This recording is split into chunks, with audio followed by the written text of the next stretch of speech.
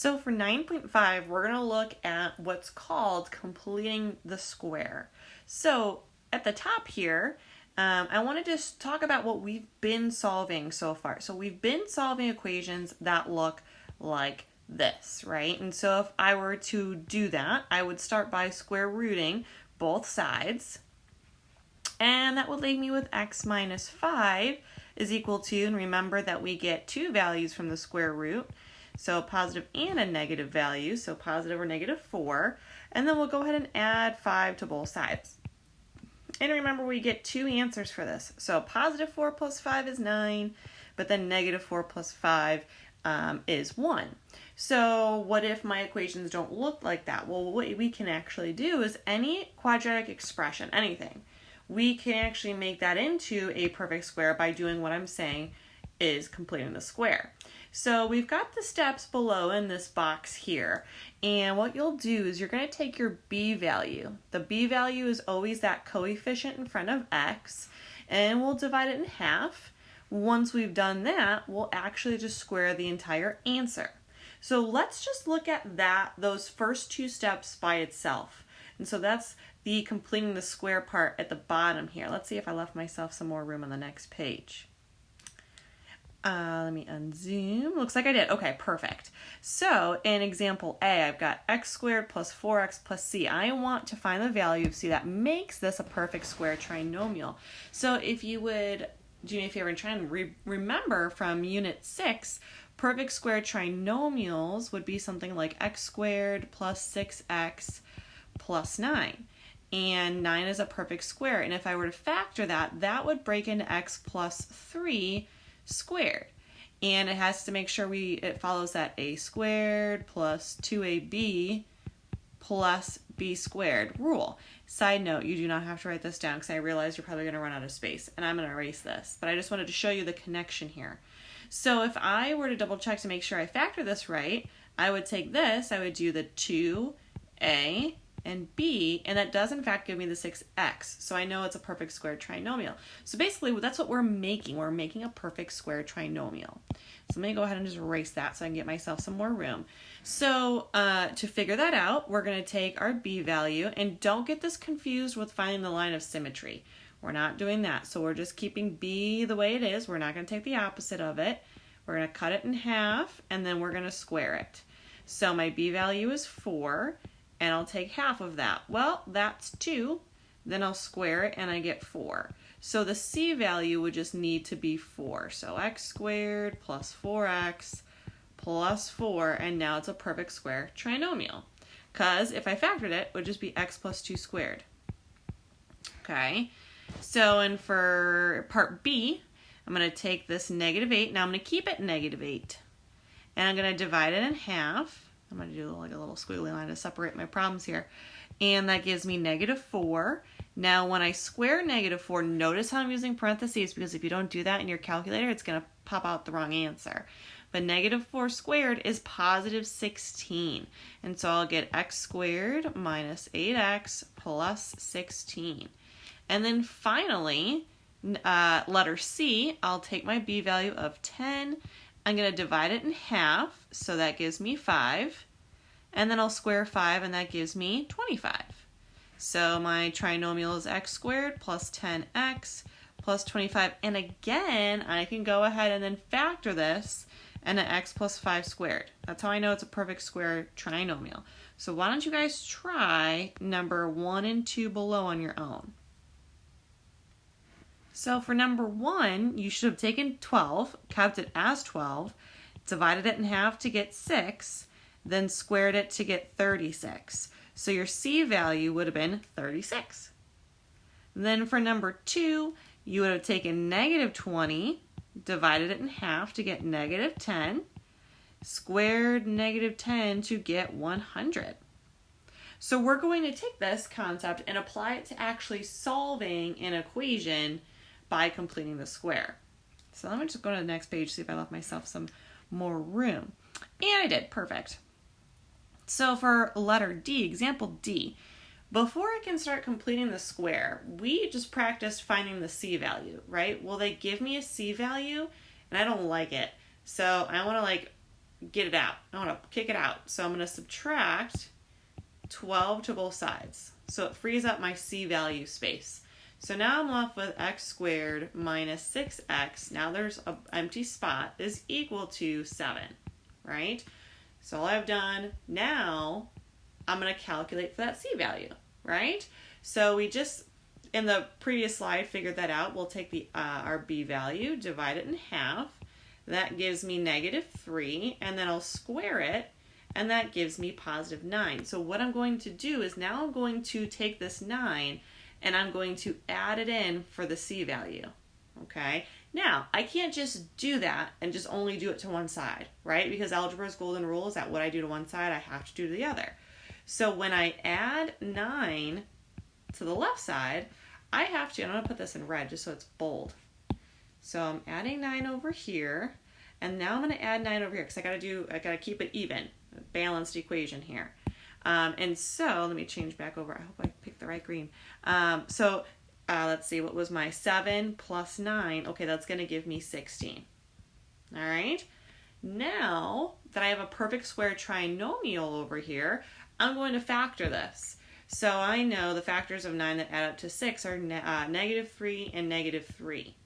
And that is my factored answer. How awesome is this? Now I have a problem that looks like the beginning problem that I started this video with. We know how to solve those. So now I can go ahead, I'm going to switch my color just because I feel like this is a different stage in our steps here. I'll square root both sides. So that leaves me with x minus 3 is equal to positive or -4. And then I'll add 3 to both sides. And that's going to give me x is equal to, okay, so 4. Positive 4 plus 3 is 7. -4 plus 3 is -1. And there we go. We just solved our first problem by completing the square. So in part E, I got to get rid of the C value. Okay, so I'm going to just get it out. I'm going to subtract it to both sides.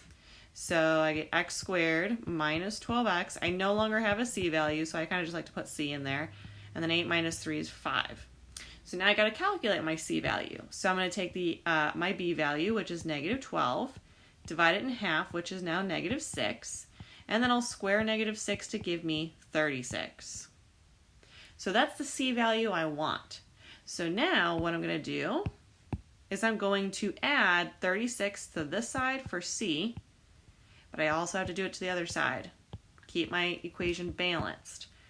So now I have x squared minus 12x plus 36 is equal to, and then 5 plus 36 gives me 41.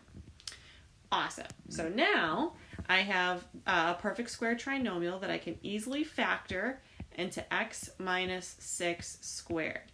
And I'm getting the 6 is because I'm going to say, okay, what are factors of 36 that add up to 12? And also just know it's a perfect square, so we're always just going to square root the C value.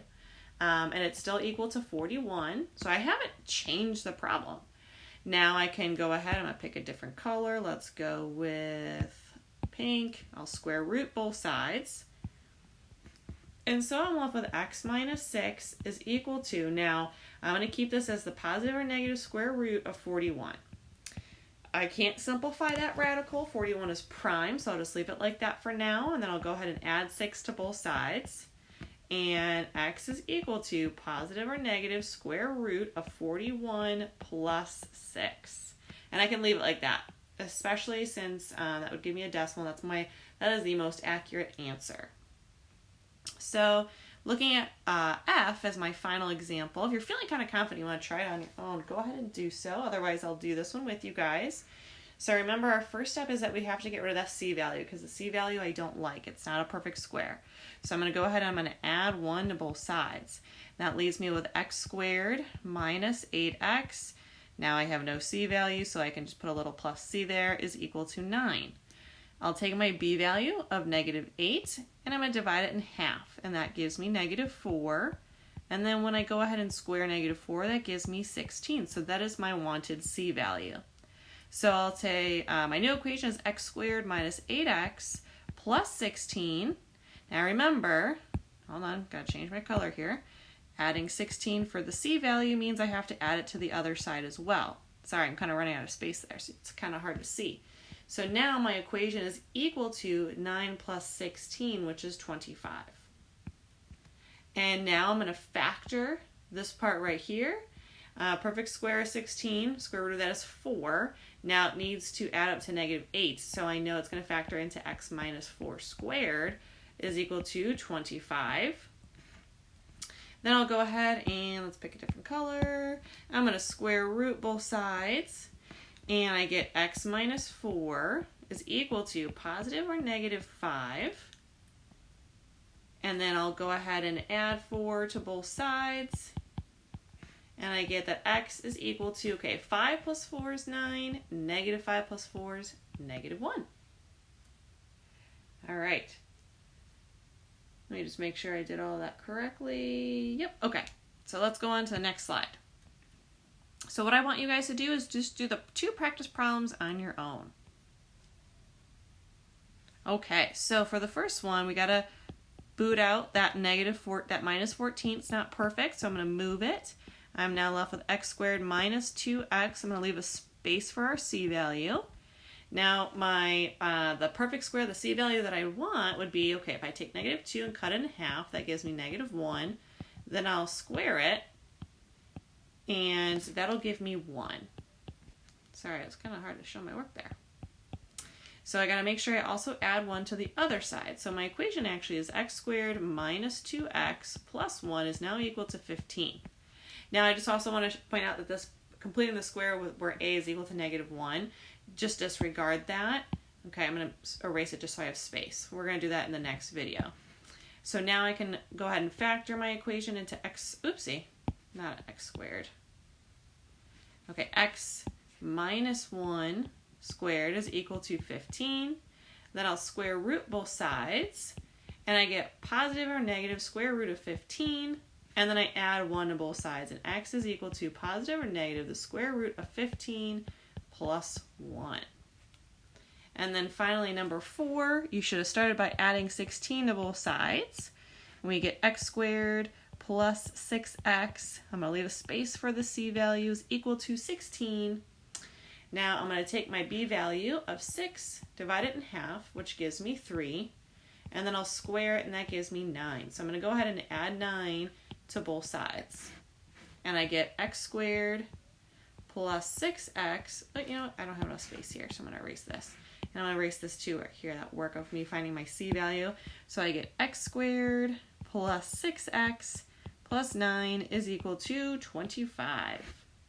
And then I'll go ahead and factor this into x plus 3 squared is equal to 25. I will go ahead and square root both sides to get x plus 3 is equal to positive or negative 5. And then when I subtract 3, let's see, where can I put my answer? I'll put it over here. X is equal to. So 5 minus 3 gives me 2, and then negative 5 minus 3 is negative 8. And those are my 2 answers.